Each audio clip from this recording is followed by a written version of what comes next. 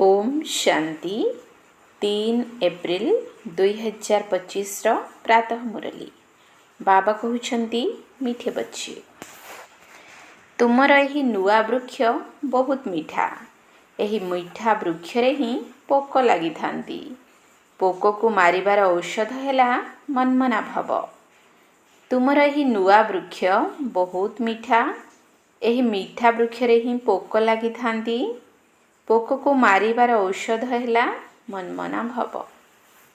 प्रश्न सम्मानर सहित उत्तीर्ण हेउथिबा छात्र मानकर लक्षण कौन होइथिबो? सम्मानर सहित उत्तीर्ण हेउथिबा छात्र मानकर लक्षण कौन होइथिबो? उत्तर सेमाने केवल गोटिए विषय रे नुहे किंतु सबु विषय प्रति पूरा ध्यान देबे। स्थूल सेवा करिबार विषय मध्यम बहुत भल, जहा द्वारा बहुत को सुख मिली थाए। एहा द्वारा नंबर मध्य जमा होई थाए, किंतु ता सहित ज्ञान मध्य दरकार एवं चाली चलनी मध्य उत्तम हेबा दरकार। दैवी गुण उपरे पूरा ध्यान देबा दरकार। ज्ञान जोग उपरे पूरा ध्यान रहिले सम्मानर सहित पास होई परिबो। गीत ना वह हमसे जुदा होंगे ना हम उनसे जुदा होंगे। ओम शांति। पिला माने कौन शुणिल? पिला मानकर मन कहा सहित लागिछि? गाइड सहित। गाइड अर्थात पथ प्रदर्शक। तुम मानकु कौन कौन सब देखाउछंती? स्वर्ग को जीवार द्वार देखाउछंती। नाम मध्य दिया जाइछि स्वर्ग को जीवार रास्ता। स्वर्गर फाटक केबे खुलुछि? एबे तो नर्क हो जाइछि ना। स्वर्गर फाटक किए एवं केबे खोलुछंती एक कथा तुमे पिला माने ही जानिछ। तेणु तुमे माने सर्वदा खुशी रे रहुछ। स्वर्ग को जीवार रास्ता तुमे माने ही जानिछ। मेला प्रदर्शनी द्वारा तुमे एक कथा देखाउछ कि मनुष्य स्वर्गर द्वार को किपरि जाई परिबो। चित्र तो तुमे बहुत तैयारी करिछ। बाबा पचारुछंती एही सबु चित्र रे केउंटी एभली चित्र अछि जहा द्वारा आमे काहाकु भी बुझाई परिबा जे एहा हेउछि स्वर्ग को जीवार द्वार। गोलक अर्थात सृष्टि चक्रर चित्र रे स्वर्ग को जीवार द्वार प्रमाणित हेउछि। एहा ही सठिक चित्र अटे। उपरे सेपट रहिछि नरकर द्वार एवं एपट रहिछि स्वर्गर द्वार। सही चित्र रे एकथा बिल्कुल स्पष्ट भावरे रहिछि। एठारु सबु आत्मा माने शांति धाम को जाई पुणी स्वर्ग को आसी थांती। एहा द्वार अटे। सारा चक्र को भी द्वार बोली कुहाजिबो नाही। ऊपर जेउठारे संगम देखा जाइछि ताहा ही संपूर्ण द्वार अटे। जेउ बाटे आत्मा माने नरकरु बाहरी जाउछंती पुणी नुआ दुनिया को आसुछंती। बाकी समस्ते शांति धाम रे रही थांती। सृष्टि चक्र रे थिबा समयर कंटा देखाई देउछि जे एहा हेउछि नरक एवं ताहा स्वर्ग। बुझाइबा निमंते एहा सबुठारु भल फर्स्ट क्लास चित्र। बिल्कुल स्पष्ट भाव रे रहिछि एहा स्वर्ग को जीवार रास्ता। एक कथा बुद्धि द्वारा बुझिबा कथा ना। अनेक धर्मर विनाश एवं गोटिए धर्मर स्थापना हेउछि। तुमे जानिछ आमे सुख धाम को जीवु, बाकी समस्ते शांति धाम को चली जिवे। द्वार तो बहुत परिष्कार भाव रे रहिछि। एही गोला चित्र ही मुख्य चित्र। एथिरे नरक एवं स्वर्गर द्वार बिल्कुल स्पष्ट भाव रे रहिछि। स्वर्गर द्वार को जे माने कल्प पूर्वरु जाइथिले सही माने ही जिवे। बाकी समस्ते शांतिर द्वार को चली जिवे। एबे नरकर द्वार बंद होई शांति एवं सुखर द्वार खोलुछि। एहा सबुठारु फर्स्ट क्लास चित्र अटे। बाबा सबुबेले कहउछंती त्रिमूर्ति एवं गोला चित्र एही दुईटी फर्स्ट क्लास चित्र अटे। जे केही भी आसुछंती प्रथमे तांको एही चित्र को देखाओ कि स्वर्ग को जीवार एहा द्वार अटे। एहा नरक एहा स्वर्ग अटे। नरकर एबे विनाश हेबाकू जाउछि। मुक्तिर द्वार खोलुछि। वर्तमान आमे स्वर्ग को जीवा, बाकी समस्ते शांति धाम को जीवे। एहा केते सहज कथा। स्वर्गर द्वार को तो समस्ते जीवे नहीं। ସେଠାରେ ତ କେବଳ ଏହି ଦେବୀ ଦେବତାମାନଙ୍କର ହିଁ ରାଜ୍ୟ ଥିଲା। ତୁମମାନଙ୍କ ବୁଦ୍ଧିରେ ଅଛି ଯେ ସ୍ୱର୍ଗର ଦ୍ୱାରକୁ ଯିବା ପାଇଁ ଏବେ ଆମେ ଯୋଗ୍ୟ ହେଉଛୁ। ଯେତେ ଯେତେ ଲେଖାପଢ଼ା କରିବ ତେବେ ଯାଇ ନବାବ ଅର୍ଥାତ୍ ରାଜା ହେବ। ଖେଲେଙ୍ଗେ ପିଲେଙ୍ଗେ ତ ହୋଙ୍ଗେ ଖରାପ, ଅର୍ଥାତ୍ ଖେଳିଲେ ବୁଲିଲେ ନିଜର ହିଁ କ୍ଷତି କରିବ। ଏହି ଗୋଲକ ଚିତ୍ର ସବୁଠାରୁ ଭଲ ଯାହାକୁ ବୁଦ୍ଧି ଦ୍ୱାରା ବୁଝିପାରିବ। ଥରେ ଚିତ୍ର ଦେଖିଲ ପୁଣି ବୁଦ୍ଧି ଦ୍ୱାରା କାମ କରିବାକୁ ପଡ଼ିଥାଏ। ତୁମ ପିଲାମାନଙ୍କର ସାରା ଦିନ ଏହି ଖିଆଲ ଚାଲିବା ଦରକାର ଯେ କେଉଁ ଚିତ୍ରକୁ ମୁଖ୍ୟ ରୂପେ ରଖାଯିବ, ଯାହା ଉପରେ ଆମେ ଭଲ ଭାବରେ ବୁଝାଇ ପାରିବୁ। ଗେଟ୍ ୱେ ଟୁ ହେଭେନ୍, ସ୍ୱର୍ଗକୁ ଯିବାର ରାସ୍ତା। ଏହି ଇଂରାଜୀ ଅକ୍ଷର ବହୁତ ଭଲ। ଏବେ ତ ଅନେକ ଭାଷା ହୋଇଗଲାଣି। ହିନ୍ଦୀ ଶବ୍ଦ ହିନ୍ଦୁସ୍ଥାନରୁ ବାହାରିଛି। ହିନ୍ଦୁସ୍ତାନ ଶବ୍ଦ କିଛି ଠିକ୍ ନୁହେଁ। ଏହାର ଅସଲ ନାମ ତ ଭାରତ ଅଟେ। ଭାରତ ଖଣ୍ଡ ବୋଲି ମଧ୍ୟ କହୁଛନ୍ତି। ଏପରି ତ ଗଳି ସଡ଼କ ଇତ୍ୟାଦିର ନାମ ବଦଳି ଯାଇଥାଏ। ଖଣ୍ଡର ଅର୍ଥାତ୍ ରାଷ୍ଟ୍ରର ନାମ ବଦଳି ନଥାଏ। ମହାଭାରତ ଶବ୍ଦ ତ ଅଛି ନା, ସବୁଥିରେ ଭାରତ ହିଁ ମନେ ପଡ଼ୁଛି। ଗାୟନ ମଧ୍ୟ କରୁଛନ୍ତି ଭାରତ ଆମର ଦେଶ। ହିନ୍ଦୁ ଧର୍ମ କହିବା ଦ୍ୱାରା ଭାଷା ମଧ୍ୟ ହିନ୍ଦୀ କରିଦେଇଛନ୍ତି। ଏହା ଭୁଲ ଅଟେ। ସତ୍ୟ ଯୁଗରେ କେବଳ ସତ୍ୟ ହିଁ ସତ୍ୟ ଥିଲା। ସତ୍ୟ ପିନ୍ଧିବା, ସତ୍ୟ ଖାଇବା, ସତ୍ୟ କହିବା, ଏଠାରେ ସବୁ ମିଥ୍ୟା ହୋଇଗଲାଣି। ତେଣୁ ଏହି ସ୍ୱର୍ଗକୁ ଯିବାର ରାସ୍ତା, ଏହି ଶବ୍ଦ ବହୁତ ଭଲ। ଚାଲ ଆମେ ତୁମକୁ ସ୍ୱର୍ଗକୁ ଯିବାର ରାସ୍ତା ଦେଖାଇବୁ। ଏବେ ତ କେତେ ଭାଷା ହୋଇଗଲାଣି।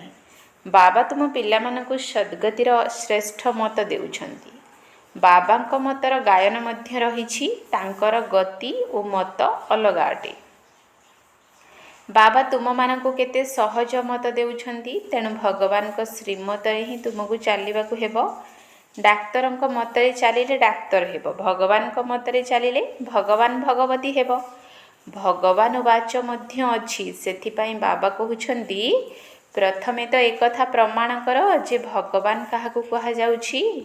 ସ୍ୱର୍ଗର ମାଲିକ ତ ନିଶ୍ଚିତ ଭଗବାନ ଭଗବତୀ ହିଁ ହେବେ। ବ୍ରହ୍ମଲୋକରେ ତ କିଛି ବି ନାହିଁ। ସ୍ୱର୍ଗ ଏବଂ ନର୍କ ମଧ୍ୟ ଏହିଠାରେ ହିଁ ହେଉଛି। ସ୍ୱର୍ଗ ନର୍କ ଉଭୟ ବିଲକୁଲ ଅଲଗା। ବର୍ତ୍ତମାନ ମନୁଷ୍ୟମାନଙ୍କର ବୁଦ୍ଧି ବିଲକୁଲ ତମ ପ୍ରଧାନ ହୋଇଯାଇଛି। ସେଥିପାଇଁ କିଛି ହେଲେ ବୁଝୁନାହାନ୍ତି। ସତ୍ୟଯୁଗକୁ ଲକ୍ଷ ଲକ୍ଷ ବର୍ଷ କହିଦେଉଛନ୍ତି। କଳିଯୁଗକୁ କହୁଛନ୍ତି ଯେ ଆହୁରି 40,000 ବର୍ଷ ବାକି ଅଛି। ସମସ୍ତେ ବିଲକୁଲ ହିଁ ଘୋର ଅନ୍ଧାରରେ ଅଛନ୍ତି। ଏବେ ତୁମେ ସନ୍ତାନମାନେ ଜାଣୁଛ ବାବା ଆମକୁ ସ୍ୱର୍ଗକୁ ନେଇଯିବା ପାଇଁ ଏପରି ଗୁଣବାନ କରାଉଛନ୍ତି। ତେଣୁ ମୁଖ୍ୟ ଏହି ଚିନ୍ତା ରଖିବାକୁ ହେବ ଯେ ଆମେ ସତୋପ୍ରଧାନ କିପରି ହେବୁ। ସେଥିପାଇଁ ବାବା କହୁଛନ୍ତି କେବଳ ମୋତେ ମନେ ପକାଅ। ଚାଲିବା ବୁଲିବା କାମ କରିବା ସମୟରେ ବୁଦ୍ଧିରେ ଏହି କଥା ମନେ ରହୁ। ପ୍ରେମିକ ପ୍ରେମିକା ମଧ୍ୟ କର୍ମ ତ କରିଥାନ୍ତି ନା, ଭକ୍ତିରେ ମଧ୍ୟ କର୍ମ ତ କରିଥାନ୍ତି ନା, କିନ୍ତୁ ବୁଦ୍ଧିରେ ସେମାନଙ୍କ କଥା ମନେ ରହିଥାଏ। ସେମାନଙ୍କୁ ମନେ ପକାଇବା ପାଇଁ ମାଳା ଗଡ଼ାଇଥାନ୍ତି। ବାବା ମଧ୍ୟ ବାରମ୍ବାର କହୁଛନ୍ତି ଯେ ମୋତେ ମନେ ପକାଅ। ସେମାନେ ସର୍ବବ୍ୟାପୀ କହିଦେଉଛନ୍ତି। ତେବେ ପୁଣି ମନେ କାହାକୁ ପକାଇବେ? ବାବା ବୁଝାଉଛନ୍ତି ତୁମେ କେତେ ନାସ୍ତିକ ହୋଇଯାଇଛ। ବାବାଙ୍କୁ ହିଁ ଜାଣିନାହଁ। କହୁଛନ୍ତି ମଧ୍ୟ ହେ ଈଶ୍ୱର ପିତା, କିନ୍ତୁ ସେ କିଏ ଏକଥା ଟିକେ ହେଲେ ବି ଜାଣିନାହାନ୍ତି। ଆତ୍ମା କହୁଛି ହେ ଈଶ୍ୱର ପିତା, କିନ୍ତୁ ଆତ୍ମା କ'ଣ? ଆତ୍ମା ଅଲଗା। ତାକୁ କୁହାଯାଉଛି ପରମ ଆତ୍ମା ଅର୍ଥାତ୍ ସୁପ୍ରିମ୍, ଉଚ୍ଚରୁ ଉଚ୍ଚ ସୁପ୍ରିମ୍ ସୋଲ୍, ପରମ ଆତ୍ମା। ଏମିତି ଜଣେ ହେଲେ ମନୁଷ୍ୟ ନାହାନ୍ତି ଯାହାଙ୍କୁ ନିଜ ଆତ୍ମାର ଜ୍ଞାନ ଜଣାଥିବ। ମୁଁ ଆତ୍ମା, ଏହା ମୋର ଶରୀର। ଦୁଇଟି ଜିନିଷ ଅଛି ନା, ଏହି ଶରୀର 5 ତତ୍ତ୍ୱରେ ତିଆରି ହୋଇଛି। ଆତ୍ମା ତ ଅବିନାଶୀ, ଏକ ସୂକ୍ଷ୍ମ ବିନ୍ଦୁ ଅଟେ। ତାହା କେଉଁ ଜିନିଷରେ ତିଆରି ହେବ? ଏତେ ଛୋଟ ବିନ୍ଦୁ ଯାହାକୁ ସାଧୁ ସନ୍ଥ ଆଦି କେହି ହେଲେ ବି ଜାଣି ନାହାନ୍ତି। ଇଏ ତ ବହୁତ ଗୁରୁ କରିଥିଲେ, କିନ୍ତୁ କେହି ଏକଥା ଶୁଣାଇ ନଥିଲେ କି ଆତ୍ମା କ'ଣ, ପରମପିତା ପରମାତ୍ମା କ'ଣ। ଏପରି ନୁହେଁ ଯେ କେବଳ ପରମାତ୍ମାକୁ ଜାଣିନାହାନ୍ତି କିନ୍ତୁ ଆତ୍ମାକୁ ମଧ୍ୟ ଜାଣିନାହାନ୍ତି। ଆତ୍ମାକୁ ଜାଣିଗଲେ ପରମାତ୍ମାକୁ ମଧ୍ୟ ତୁରନ୍ତ ଜାଣିଯିବେ। ପିଲା ନିଜକୁ ଜାଣିବ କିନ୍ତୁ ପିତାଙ୍କୁ ଜାଣିବ ନାହିଁ, ତେବେ କିପରି ଚାଲିପାରିବ? ତୁମେ ତ ଏବେ ଜାଣୁଛ ଆତ୍ମା କ'ଣ କେଉଁଠି ରହୁଛି। ଡାକ୍ତରମାନେ ମଧ୍ୟ ଏକଥା ଜାଣୁଛନ୍ତି ଯେ ତାହା ବହୁତ ସୂକ୍ଷ୍ମ ଅଟେ। ଏହି ଆଖି ଦ୍ୱାରା ଦେଖାଯିବ ନାହିଁ। ପୁଣି କାଚ ଭିତରେ ବନ୍ଦ କଲେ ମଧ୍ୟ କିପରି ଦେଖିପାରିବେ। ଦୁନିଆରେ ତୁମ ଭଳି ଜ୍ଞାନ ଆଉ କାହା ପାଖରେ ନାହିଁ। ତୁମେ ଜାଣିଛ ଆତ୍ମା ବିନ୍ଦୁ ଅଟେ, ପରମାତ୍ମା ମଧ୍ୟ ବିନ୍ଦୁ ଅଟନ୍ତି। ବାକି ଆମେ ଆତ୍ମାମାନେ ପତିତରୁ ପବିତ୍ର, ପବିତ୍ରରୁ ପତିତ ହେଉଛୁ। ସେଠାରେ ତ ପତିତ ଆତ୍ମା ରହିପାରିବେ ନାହିଁ। ସେଠାରୁ ସମସ୍ତେ ପବିତ୍ର ହୋଇ ଏଠାକୁ ଆସୁଛନ୍ତି, ପୁଣି ପତିତ ହେଉଛନ୍ତି, ପୁଣି ବାବା ଆସି ପବିତ୍ର କରୁଛନ୍ତି। ଏହା ବହୁତ ସହଜରୁ ସହଜ କଥା ଅଟେ। ତୁମେ ଜାଣିଛ ଆମର ଆତ୍ମା 84 ଜନ୍ମର ଚକ୍ର ଲଗାଇ ଏବେ ତମ ପ୍ରଧାନ ହୋଇଯାଇଛି। ଆମେ ହିଁ 84 ଜନ୍ମ ନେଉଛୁ। ଏହା କୌଣସି ଜଣଙ୍କର କଥା ନୁହେଁ। ବାବା କହୁଛନ୍ତି ମୁଁ ଯେତେବେଳେ ଏହାଙ୍କୁ ବୁଝାଉଛି ସେତେବେଳେ ତୁମେ ମଧ୍ୟ ଶୁଣୁଛ। ମୁଁ ଏହାଙ୍କ ଶରୀରରେ ପ୍ରବେଶ କରିଛି। ଯେତେବେଳେ ଏହାଙ୍କୁ ଶୁଣାଉଛି ତୁମେମାନେ ମଧ୍ୟ ଶୁଣି ନେଉଛ। ଇଏ ହେଉଛନ୍ତି ମୋର ରଥ। ବାବା ବୁଝାଉଛନ୍ତି ନାମ ରଖିବା ଦରକାର ଗେଟ୍ ୱେ ଟୁ ହେଭେନ୍। କିନ୍ତୁ ଏଥିରେ ମଧ୍ୟ ବୁଝାଇବାକୁ ପଡ଼ିବ ଯେ ସତ୍ୟ ଯୁଗରେ ଯେଉଁ ଦେବୀ ଦେବତା ଧର୍ମ ଥିଲା ତାହା ଏବେ ପ୍ରାୟ ଲୋପ ହୋଇଯାଇଛି। ସେହି ଧର୍ମକୁ କେହି ମଧ୍ୟ ଜାଣିନାହାନ୍ତି। ଖ୍ରୀଷ୍ଟିଆନମାନେ ମଧ୍ୟ ପ୍ରଥମେ ସତୋପ୍ରଧାନ ଥିଲେ, ପୁଣି ପୁନର୍ଜନ୍ମ ନେଇ ନେଇ ତମ ପ୍ରଧାନ ହୋଇଯାଇଛନ୍ତି। ସୃଷ୍ଟି ରୂପୀ ବୃକ୍ଷ ମଧ୍ୟ ନିଶ୍ଚିତ ପୁରୁଣା ହେବ। ଏହା ଭିନ୍ନ ଭିନ୍ନ ଧର୍ମର ବୃକ୍ଷ ଅଟେ। ବୃକ୍ଷ ହିସାବରେ ଅନ୍ୟ ସବୁ ଧର୍ମାବଲମ୍ବୀ ପଛରେ ଆସୁଛନ୍ତି। ଏହି ଡ୍ରାମା ପୂର୍ବ ପ୍ରସ୍ତୁତ ଅଟେ। ଏମିତି ବି ନୁହେଁ ସତ୍ୟଯୁଗକୁ ଯିବା ପାଇଁ କାହାକୁ ସୁଯୋଗ ମିଳିଯିବ। ନା, ଏହି ଖେଳ ତ ଅନାଦି କାଳରୁ ତିଆରି ହୋଇଛି। ସତ୍ୟଯୁଗରେ ଏକମାତ୍ର ଆଦି ସନାତନ ପ୍ରାଚୀନ ଦେବୀ ଦେବତା ଧର୍ମ ଥିଲା। ଏବେ ତୁମ ପିଲାମାନଙ୍କ ବୁଦ୍ଧିରେ ରହିଛି ଯେ ଆମେ ସ୍ୱର୍ଗକୁ ଯାଉଛୁ। ଆତ୍ମା କହୁଛି ମୁଁ ତମ ପ୍ରଧାନ ହୋଇଯାଇଛି, ତେଣୁ ଘରକୁ ଅଥବା ସ୍ୱର୍ଗକୁ କିପରି ଯିବ? ସେଥିପାଇଁ ସତୋ ପ୍ରଧାନ ହେବାର ଉପାୟ ମଧ୍ୟ ବାବା ବତାଉଛନ୍ତି। ବାବା କହୁଛନ୍ତି ମୋତେ ହିଁ ପତିତ ପାବନ କହିଥାନ୍ତି। ସେଥିପାଇଁ ନିଜକୁ ଆତ୍ମା ନିଶ୍ଚୟ କରି ବାବାଙ୍କୁ ମନେ ପକାଅ। ଭଗବାନ ବାଚ ମଧ୍ୟ ଲେଖାଯାଇଛି। ଏକଥା ମଧ୍ୟ ସମସ୍ତେ କହୁଛନ୍ତି ଖ୍ରୀଷ୍ଟ ଆସିବାର ଏତେ ବର୍ଷ ପୂର୍ବରୁ ଭାରତ ସ୍ୱର୍ଗ ଥିଲା। କିନ୍ତୁ କିପରି ହୋଇଥିଲା, ପୁଣି କୁଆଡ଼େ ଗଲା, ଏକଥା କେହି ଜାଣିନାହାନ୍ତି। ତୁମେ ତ ଭଲ ଭାବରେ ଜାଣିଛ। ତୁମମାନଙ୍କୁ ଆଗରୁ ଏସବୁ କଥା ଜଣାଥିଲା। ଦୁନିଆରେ ଏକଥା ମଧ୍ୟ କେହି ବି ଜାଣିନାହାନ୍ତି ଯେ ଆତ୍ମା ହିଁ ଭଲ ଅଥବା ମନ୍ଦ ହେଉଛି। ସବୁ ଆତ୍ମାମାନେ ବାବାଙ୍କର ସନ୍ତାନ ଅଟନ୍ତି, ବାବାଙ୍କୁ ମନେ ପକାଉଛନ୍ତି। ବାବା ସମସ୍ତଙ୍କର ପ୍ରେମିକ ଏବଂ ସମସ୍ତେ ତାଙ୍କର ପ୍ରେମିକା ଅଟନ୍ତି। ଏବେ ତୁମେ ସନ୍ତାନମାନେ ଜାଣିଛ ସେହି ପ୍ରେମିକ ଆସିଛନ୍ତି ଯିଏକି ବହୁତ ମିଠା ପ୍ରେମିକ। ନଚେତ ସମସ୍ତେ ତାଙ୍କୁ କାହିଁକି ମନେ ପକାଉଛନ୍ତି? ଏପରି କୌଣସି ମନୁଷ୍ୟ ନଥିବେ ଯାହାଙ୍କ ମୁଖରୁ ପରମାତ୍ମାଙ୍କର ନାମ ନ ବାହାରୁଥିବ। କେବଳ ତାଙ୍କୁ ଜାଣିନାହାନ୍ତି। ତୁମେ ଜାଣିଛ ଆତ୍ମା ଅଶରୀରୀ ଅଟେ। ଆତ୍ମାମାନଙ୍କର ମଧ୍ୟ ପୂଜା ହେଉଛି ନା। ଆମେ ଯିଏକି ପୂଜ୍ୟ ଥିଲେ ପୁଣି ନିଜର ଆତ୍ମାକୁ ପୂଜା କରିବାରେ ଲାଗି ପଡ଼ିଲେ। ହୋଇପାରେ ପୂର୍ବଜନ୍ମରେ ବ୍ରାହ୍ମଣ କୂଳରେ ଜନ୍ମ ନେଇଥିବ। ଶ୍ରୀନାଥଙ୍କୁ ଭୋଗ ଲାଗୁଛି, କିନ୍ତୁ ଖାଉଛନ୍ତି ତ ପୂଜାରୀମାନେ। ଏସବୁ ହେଉଛି ଭକ୍ତି ମାର୍ଗ। ତୁମ ସନ୍ତାନମାନଙ୍କୁ ବୁଝାଇବାକୁ ହେବ। ସ୍ୱର୍ଗର ଫାଟକ ବାବା ହିଁ ଖୋଲିଥାନ୍ତି। କିନ୍ତୁ କିପରି ଖୋଲିବେ, ବୁଝାଇବେ କିପରି? ଗୀତାରେ ଭଗବାନ ବାଚ ଲିଖିତ ଅଛି। ତେବେ ନିଶ୍ଚିତ ଶରୀର ଦ୍ୱାରା କହିବେ ନା। ତେବେ ଆତ୍ମା ହିଁ ଶରୀର ଦ୍ୱାରା କହିଥାଏ ବା ଶୁଣିଥାଏ। ଏସବୁ କଥା ବାବା ବିସ୍ତାରରେ ବୁଝାଉଛନ୍ତି। ବୀଜ ଏବଂ ବୃକ୍ଷ ରହିଛି। ତୁମେ ପିଲାମାନେ ଜାଣିଛ ଏହା ହେଉଛି ନୂଆ ବୃକ୍ଷ। ପୁଣି ଧୀରେ ଧୀରେ ବୃଦ୍ଧି ହୋଇ ଚାଲିଛି। ତୁମର ଏହି ନୂଆ ବୃକ୍ଷରେ କୀଟ ମଧ୍ୟ ବହୁତ ଲାଗୁଛନ୍ତି। କାହିଁକି ନା ଏହି ନୂଆ ବୃକ୍ଷ ବହୁତ ମିଠା ଅଟେ। ମିଠା ବୃକ୍ଷକୁ ହିଁ କୀଟ ଇତ୍ୟାଦି କିଛି ନା କିଛି ଲାଗିଥାନ୍ତି। ପୁଣି ସେଥିରେ ଔଷଧ ପକାଯାଇଥାଏ। ବାବା ମଧ୍ୟ ମନ୍ମନା ଭବର ବହୁତ ଭଲ ଔଷଧ ଦେଇଛନ୍ତି। ମନ୍ମନା ଭବ ନ ହେବା ଦ୍ୱାରା କୀଟ ଖାଇଯାଉଛନ୍ତି। ପୋକ ଲାଗିଥିବା ଜିନିଷ କେଉଁ କାମରେ ଆସିବ? ତାହା ତ ଫୋପଡ଼ା ହୋଇଯାଇଥାଏ। ତେବେ କେଉଁଠି ଉଚ୍ଚ ପଦ କେଉଁଠି ନିଚ ପଦ ଫରକ ତ ଅଛି ନା। ମିଠା ମିଠା ପିଲାମାନଙ୍କୁ ବାବା ବୁଝାଉଛନ୍ତି ବହୁତ ମିଠା ହୁଅ, କାହା ସହିତ ମଧ୍ୟ ଲୁଣ ପାଣି ହୁଅ ନାହିଁ, ଅର୍ଥାତ୍ ତିକ୍ତତାର ସମ୍ପର୍କ ରଖ ନାହିଁ। କ୍ଷୀରଖଣ୍ଡ ହୁଅ ଅର୍ଥାତ୍ ସୁସମ୍ପର୍କ ରଖ।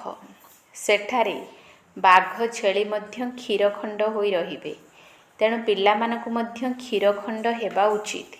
କିନ୍ତୁ ଯାହାର ଭାଗ୍ୟରେ ହିଁ ନାହିଁ ତ ପୁରୁଷାର୍ଥ ମଧ୍ୟ କ'ଣ କରିବେ? ଫେଲ୍ ହୋଇଯାଉଛନ୍ତି। ଶିକ୍ଷକ ତ ଭାଗ୍ୟ ଉଚ୍ଚ କରିବା ପାଇଁ ପାଠ ପଢ଼ାଉଛନ୍ତି ଏବଂ ସମସ୍ତଙ୍କୁ ପଢ଼ାଉଛନ୍ତି। ତେବେ ପାଠ ପଢ଼ାରେ ଫରକ ମଧ୍ୟ ତୁମେମାନେ ଦେଖୁଛ। ଛାତ୍ରମାନେ ମଧ୍ୟ ଶ୍ରେଣୀରେ ଜାଣିପାରନ୍ତି କିଏ କେଉଁ ବିଷୟରେ ପ୍ରବୀଣ ଅଟନ୍ତି। ଏଠାରେ ମଧ୍ୟ ସେହିପରି ହେଉଛି। ସ୍ଥୂଳ ସେବାର ମଧ୍ୟ ବିଷୟ ରହିଛି ନା। ଯେପରି ଭଣ୍ଡାରୀର ସେବାଧାରୀ ଅଛନ୍ତି, ତାଙ୍କଠାରୁ ବହୁତ ସୁଖ ମିଳୁଛି, ସମସ୍ତେ କେତେ ମନେ ପକାଉଛନ୍ତି। ଏକଥା ତ ଠିକ୍ ଅଛି, ଏହି ବିଷୟରେ ମଧ୍ୟ ନମ୍ବର ମିଳୁଛି। କିନ୍ତୁ ସମ୍ମାନର ସହିତ ଉତ୍ତୀର୍ଣ୍ଣ ହେବା ପାଇଁ ହେଲେ କେବଳ ଗୋଟିଏ ବିଷୟରେ ନୁହେଁ, ସବୁ ବିଷୟ ପ୍ରତି ପୁରା ଧ୍ୟାନ ଦେବାକୁ ହେବ। ଜ୍ଞାନ ବି ଦରକାର, ଚଳଣି ମଧ୍ୟ ଦରକାର, ସେହିପରି ହେବା ଦରକାର। ଦୈବୀଗୁଣ ମଧ୍ୟ ଆବଶ୍ୟକ। ସବୁ ବିଷୟ ପ୍ରତି ଧ୍ୟାନ ରଖିବା ଭଲ। ରୋଷେଇ କଲାବାଲାଙ୍କ ପାଖକୁ ଯଦି କେହି ଆସୁଛନ୍ତି, ତେବେ ତାଙ୍କୁ କୁହ ମନ୍ମନା ଭବ। ଶିବ ବାବାଙ୍କୁ ମନେ ପକାଅ, ତେବେ ବିକର୍ମ ବିନାଶ ହେବ ଏବଂ ତୁମେ ସ୍ୱର୍ଗର ମାଲିକ ହୋଇଯିବ। ବାବାଙ୍କୁ ସ୍ମରଣ କରି ଅନ୍ୟମାନଙ୍କୁ ମଧ୍ୟ ବାବାଙ୍କର ପରିଚୟ ଦେଇ ଚାଲ। ସେଥିପାଇଁ ଜ୍ଞାନ ଏବଂ ଯୋଗ ଆବଶ୍ୟକ। ଏହା ତ ବହୁତ ସହଜ ଅଟେ। ଏହା ହିଁ ହେଉଛି ମୁଖ୍ୟ କଥା। ତୁମମାନଙ୍କୁ ଅନ୍ଧମାନଙ୍କର ବାଡ଼ି ହେବାକୁ ପଡ଼ିବ। ପ୍ରଦର୍ଶନୀକୁ ମଧ୍ୟ କାହାକୁ ନେଇଯାଅ। ଚାଲ ଆମେ ତୁମକୁ ସ୍ୱର୍ଗର ଦ୍ୱାର ଦେଖାଇବୁ। ଏହା ହେଉଛି ନର୍କ, ତାହା ସ୍ୱର୍ଗ ଅଟେ। ବାବା କହୁଛନ୍ତି ମୋତେ ମନେ ପକାଅ, ପବିତ୍ର ହୁଅ, ତେବେ ତୁମେ ପବିତ୍ର ଦୁନିଆର ମାଲିକ ହୋଇଯିବ। ମନ୍ମନା ଭବ। କଳ୍ପ ପୂର୍ବ ଭଳି ତୁମକୁ ଗୀତା ଶୁଣାଉଛନ୍ତି। ସେଥିପାଇଁ ବାବା ଚିତ୍ର ତିଆରି କରାଇଛନ୍ତି। ଗୀତାର ଭଗବାନ କିଏ? ସ୍ୱର୍ଗର ଦ୍ୱାର କିଏ ଖୋଲୁଛନ୍ତି? ଶିବ ବାବା ହିଁ ଖୋଲୁଛନ୍ତି। ଶ୍ରୀକୃଷ୍ଣ ତ ସେହି ଦ୍ୱାର ଦେଇ ଅତିକ୍ରମ କରୁଛନ୍ତି। ଦୁଇଟି ହିଁ ମୁଖ୍ୟ ଚିତ୍ର ରହିଛି, ବାକି ତ ସବୁ ବିସ୍ତାର ଅଟେ। ପିଲାମାନଙ୍କୁ ବହୁତ ମିଠା ହେବାକୁ ପଡ଼ିବ। ସମସ୍ତଙ୍କ ସହିତ ବହୁତ ସ୍ନେହର ସହିତ କଥାବାର୍ତ୍ତା ହେବାକୁ ପଡ଼ିବ। ମନ ବଚନ କର୍ମରେ ସମସ୍ତଙ୍କୁ ସୁଖ ଦେବାକୁ ହେବ। ଦେଖ, ଭଣ୍ଡାରୀ ସମସ୍ତଙ୍କୁ ଖୁସି କରୁଛି, ତେଣୁ ତାଙ୍କ ପାଇଁ ଉପହାର ନେଇ ଆସୁଛନ୍ତି ନା। ଏହା ମଧ୍ୟ ଏକ ବିଷୟ ଅଟେ ନା। ଉପହାର ଆଣି ଦେଉଛନ୍ତି, ସେ କହୁଛନ୍ତି ମୁଁ ତୁମଠାରୁ କାହିଁକି ନେବି? ପୁଣି ତୁମ କଥା ମନେ ପଡ଼ିବ। ଶିବ ବାବାଙ୍କ ଭଣ୍ଡାରରୁ ମିଳିବ ତ ମୋର ଶିବ ବାବାଙ୍କ କଥା ମନେ ପଡ଼ିବ। ଆଚ୍ଛା, ମିଠା ମିଠା ଶିକିଲ ଦିଏ ସନ୍ତାନମାନଙ୍କ ପ୍ରତି ମାତା ପିତା ବାପ ଦାଦାଙ୍କର ମଧୁର ସ୍ନେହ ସମ୍ପନ୍ନ ଶୁଭେଚ୍ଛା ଏବଂ ସୁପ୍ରଭାତ। ଆତ୍ମିକ ପିତାଙ୍କର ଆତ୍ମିକ ସନ୍ତାନମାନଙ୍କୁ ନମସ୍ତେ। ଆତ୍ମିକ ସନ୍ତାନମାନଙ୍କର ଆତ୍ମିକ ବାପ ଦାଦାଙ୍କୁ ନମସ୍ତେ ନମସ୍ତେ ନମସ୍ତେ, ସୁପ୍ରଭାତ।